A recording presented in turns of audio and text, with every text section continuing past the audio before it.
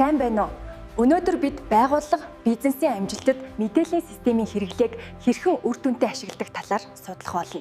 Мэдээллийн системийг ашигласнаар байгууллагад дараах бодит давуу талууд бий болдог.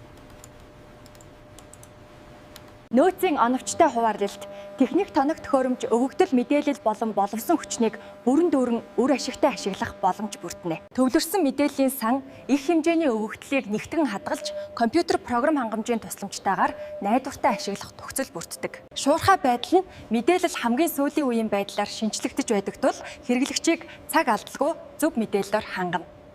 Удирдлагын шийдвэр гаргалтад үзүүлэх нөлөө.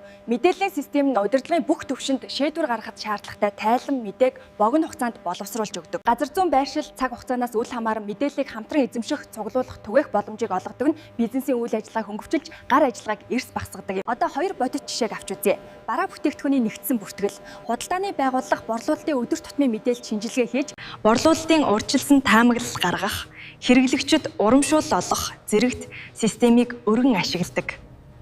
Жишээ 2: улсын бүртгэлийн систем. Энэхүү систем нь иргэдэд төрийн үйлчилгээг чирэгдэлгүй шуурхай хүргэх зорилготой.